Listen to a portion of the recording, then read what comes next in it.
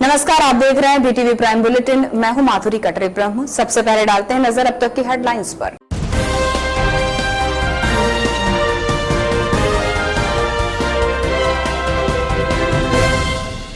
टीकाकरण में बालाघाट को प्रदेश में 10वां स्थान। जिले में वैक्सीनेशन को लेकर लोगों में उत्साह। लक्ष्य से अधिक लोगों का हुआ टीकाकरण। 2 दिनों तक चला महाअभियान, रहा सफल। 2 युवकों ने की लूटपाट की वारदात। युवक पर कुल्हाड़ी से हमला कर किया घायल। गंभीर रूप से घायल का चल रहा इलाज। वारदात को अंजाम देकर आरोपी हुए फरार।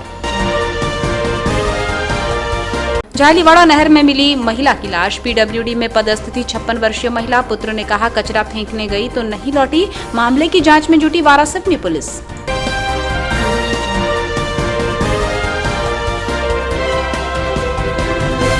अब समाचार विस्तार से। जिले में 2 दिनों तक टीकाकरण महाअभियान चलता रहा, जिसमें पहले दिन लक्ष्य से अधिक टीकाकरण किया गया, जबकि दूसरे दिन भी कोविड वैक्सीन की दूसरी डोज लगाने 25,000 लक्ष्य के विरुद्ध 32,000 लोगों को जीवन रक्षक वैक्सीन की खुराक लगाई गई। इस महाअभियान में लोगों ने उत्साह और उमंग के साथ टीकाकरण केंद्रों में पहुंचकर वैक्सीनेशन कराया। यही वजह रही कि प्रदेश में बालाघाट जिला 10वें स्थान पर रहा। कोविड वैक्सीन टीकाकरण महाअभियान के दूसरे चरण में 25 अगस्त को बालाघाट जिले ने लक्ष्य का 137% टीकाकरण कर संपूर्ण मध्य प्रदेश में अग्रणी जिलों में 10वां स्थान हासिल किया है। कोविड वैक्सीन टीकाकरण महाअभियान के दूसरे चरण के प्रथम दिन 25 अगस्त 2021 को बालाघाट जिले में 40,000 लोगों को टीका लगाने का लक्ष्य रखा गया था। इस लक्ष्य के विरुद्ध जिले में 54,611 लोगों को कोविड वैक्सीन का टीका लगाया गया है, जो कि लक्ष्य का 137% है। जिला टीकाकरण अधिकारी डॉक्टर परेश उपलब्ध ने बताया कि कोविड वैक्सीन टीकाकरण महाअभियान के दूसरे चरण में 26 अगस्त को 118 केंद्रों पर 25,000 लोगों को टीका लगाने का लक्ष्य रखा गया है। इस लक्ष्य के विरुद्ध शाम 5 बजे तक 32,000 लोगों को कोविड वैक्सीन का टीका लगाया जा चुका है। इस प्रकार जिले में 16 जनवरी 2021 से 26 अगस्त 2021 तक 9,60,000 लोगों को कोविड वैक्सीन का टीका लगाया जा चुका है। इनमें 8,20,000 लोगों को प्रथम डोज और 1,40,000 लोगों को द्वितीय डोज का टीका लग चुका है। डॉक्टर उपलब्ध ने बताया कि 26 अगस्त को जिले के टीकाकरण केंद्रों पर टीका लगाने के लिए उत्साह के साथ लोग आए थे। कोविड वैक्सीन टीकाकरण महाअभियान को सफल बनाने में सामाजिक, धार्मिक, स्वयंसेवी संस्थाओं और शासकीय अमले का महत्वपूर्ण योगदान रहा है। साथ ही उन्होंने दूसरी डोज 84 दिन के भीतर लगाने की अपील की है। उन्होंने कहा कि देरी हुई तो फिर पहले डोज का कोई औचित्य नहीं रहेगा।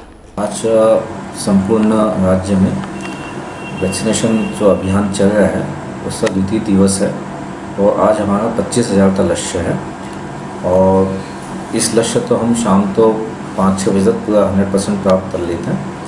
25 तारीख तो हमारा 40,000 का लक्ष्य था, जो हमने रात में 9-9:30 बजे तक उसका 137 हमने प्राप्त किया। हमने टोटल 40,000 के विरुद्ध 54,000 टीके लगाए। तो ऐसे एमपी में भी हमारी जो पोजीशन थी वो 14वें नंबर पे थी पूर्ण राज्य में, जो लक्ष्य प्राप्त होने की स्थिति में।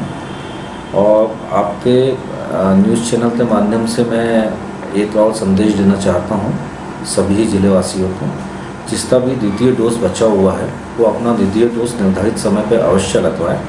यदि उनका प्रथम डोज लेते हुए 84 दिन से ऊपर हो गया है और यदि उन्होंने द्वितीय डोज नहीं लिया तो प्रथम डोज का कोई औचित्य नहीं रहता।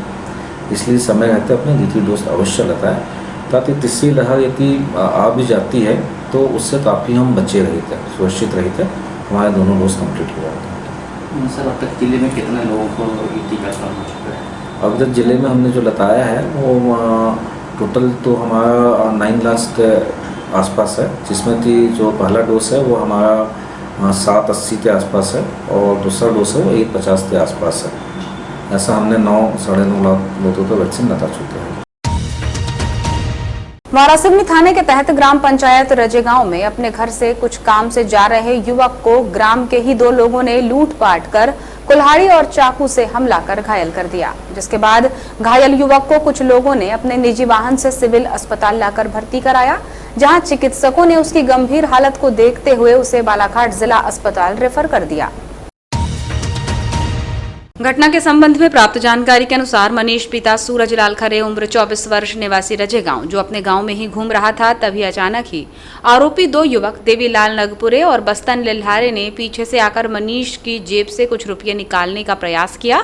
इसके बाद विवाद करते हुए उस पर कुल्हाड़ी और चाकू से हमला कर उसे घायल कर दिया और मौके से फरार हो गए। इसके उपरांत कुछ लोगों ने उसे निजी वाहन से सिविल अस्पताल वारासिवनी में ले जाकर भर्ती कराया और वहां से बालाघाट रेफर किया गया। इस मामले में पुलिस ने हॉस्पिटल तहरीर पर पीड़ित के बयान दर्ज कर विभिन्न धाराओं के तहत मामला दर्ज कर लिया है।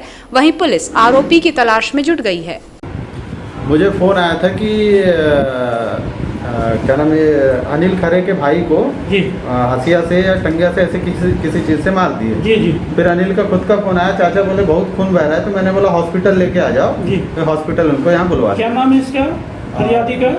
मनीष खरे, कहाँ रहता है? ये रजेगांव रहता है, रजेगांव। आलेजरी पंचायत का गांव है रजेगांव। आपका शुभ नाम क्या है? मेरा नाम दीपक भांगरे। जब ये क्यों मारे, इसको कुछ जानकारी? सुनने में आया कि पैसे वैसे का कुछ लेन यानी छीना झपटी हुई है, पैसे के विरोध में उसने बोला तो उसको मारपीट की और पैसे भी छीने हैं बोलते हैं।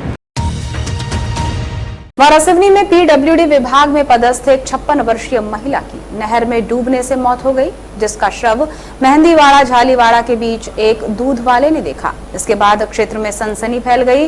मौके पर पुलिस पहुंची और पंचनामा कार्यवाही कर शव का पोस्टमार्टम कराया। मृतक महिला के पुत्र का कहना है कि उसकी मां नहर में कचरा फेंकने गई थी, इसके बाद नहीं लौटी। गुरुवार की सुबह नहर में एक महिला का बहते हुए शव देखने से सनसनी फैल गई, जिसके बाद उस युवक ने इसकी जानकारी अपने गांव वालों को दी और वहां कुछ देर बाद ग्रामीण जनों की भीड़ एकत्रित हो गई। तत्काल इसकी सूचना पुलिस को दी गई। मौके पर पहुंची पुलिस ने ग्रामीणों की सहायता से नहर में बह रहे शव को बाहर निकाला और महिला की पहचान करने में लगी रही, जिसके बाद पुलिस ने उस महिला की पहचान वारासिवनी वार्ड नंबर 14 निवासी सुनीता पति स्वर्गीय माखन लाल रूसिया उम्र 56 वर्ष के रूप में की। इसके बाद इसकी जानकारी उसके परिजनों को दी गई। पुलिस द्वारा परिवार वालों के बयान दर्ज कर पंचनामा कार्यवाही कर शव का पोस्टमार्टम करवाकर शव परिजनों को सौंप दिया गया है। महिला की इस तरह मौत पर जांच की जा रही है कि यह हादसा कैसे हुआ, इसकी पतासाजी की जा रही है। मृतका के पुत्र अंकित रूसिया ने बताया कि उसकी मां वारासिवनी पीडब्ल्यूडी ऑफिस में बाबू के पद पर पदस्थ थी। गुरुवार की सुबह चाय नाश्ता देने के बाद वो कचरा फेंक कर नहर से आने की बात कहकर घर से निकली, जिसके बाद वो वापस नहीं लौटी और दिखाई भी नहीं दी। बहरहाल पुलिस ने मामले को जांच में लिया और जांच उपरांत ही महिला की मौत के सही कारणों का पता चलेगा। घटना ऐसी हुई कि कचरा फेंकने जा रही थी, मैंने इनको मना करा कि कचरा नहीं फेंकना, गाड़ी आएगी नगर पालिका की उसमें फेंक देंगे,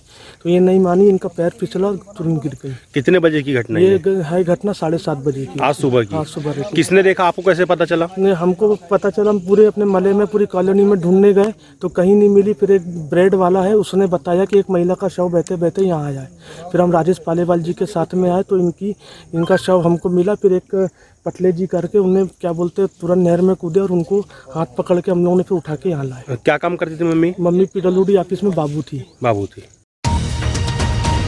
पहले से 2 पत्नियां और फिर एक युवती से संबंध बनाकर दुराचार करने वाले आरोपी के खिलाफ पुलिस ने मामला दर्ज किया है। युवती ने इस घटना की वारासिवनी पुलिस में शिकायत की थी, जिस पर उसने बताया था कि शादी का झांसा देकर युवक ने उससे संबंध बनाए और फिर 2 पत्नियां होने की बात उजागर होने पर युवती ने युवक के खिलाफ पुलिस में दुराचार का मामला दर्ज कराया है। वारासिवनी पुलिस ने युवक को गिरफ्तार कर जेल भेज दिया है। मामले में पुलिस से प्राप्त जानकारी के अनुसार थाना क्षेत्र अंतर्गत निवासी 18 वर्षीय युवती जुलाई माह में जनपद पंचायत बालाघाट में चल रहे निर्माण कार्य में मजदूरी कर रही थी। यहीं पर थाना क्षेत्र किरनापुर के सुशवा निवासी अरुण पिता लिखीराम सोनवाने उम्र 31 वर्ष भी कार्य कर रहा था, जहां दोनों के बीच जान पहचान हुई जो प्रेम संबंध तक जा पहुंची थी। युवक ने उसे बालाघाट में किराए के कमरे में काफी दिनों तक रखा और उससे शारीरिक संबंध बनाए। इसी बीच युवती को पता चला कि उसकी पहले से 2 पत्नियां हैं और युवती से भी वो शादी का वादा कर रहा है, जिसके बाद युवती ने उक्त युवक के विरुद्ध वारासिवनी थाने में दैहिक शोषण की शिकायत देते हुए मामला दर्ज करवाया। 25 अगस्त को युवती के परिजन थाने पहुंचे, जहां आरोपी युवक के विरुद्ध रिपोर्ट दर्ज कराई। युवती की शिकायत पर आरोपित युवक अरुण लिखीराम सोनवाने के विरुद्ध विभिन्न धाराओं के तहत पुलिस ने अपराध पंजीबद्ध कर आरोपी को गिरफ्तार कर न्यायालय में पेश किया, जहां से उसे जेल भेज दिया गया है।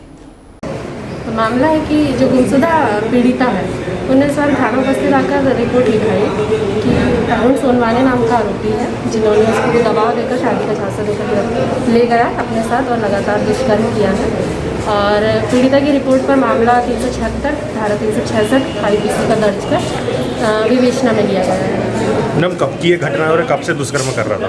घटना है 1 अगस्त की। 1 अगस्त के जो पीड़िता यहाँ से गई थी बालाघाट में, अपने ही किराए के कमरे में उसने रखा था। उसके बाद लगातार 20 दिन उसके साथ रही और दबाव देकर उसके साथ दुष्कर्म किया, जो कि मामला में जांच जारी है। मैडम कहाँ का रहने वाला आरोपी? सुसवाई का। चलते चलते अब डालते हैं नजर हेडलाइंस पर।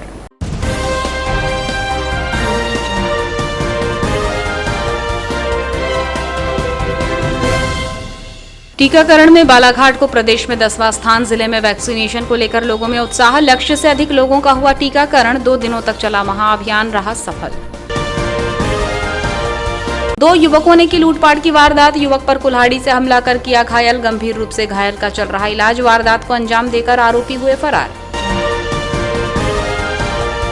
झालीवाड़ा नहर में मिली महिला की लाश। PWD में पदस्थ थी 56 वर्षीय महिला। पुत्र ने कहा कचरा फेंकने गई तो नहीं लौटी। मामले की जांच में जुटी वारासिवनी पुलिस।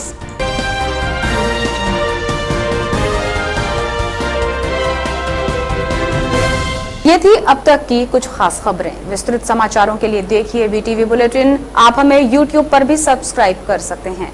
अब आज के प्राइम बुलेटिन से दीजिए इजाजत। नमस्कार।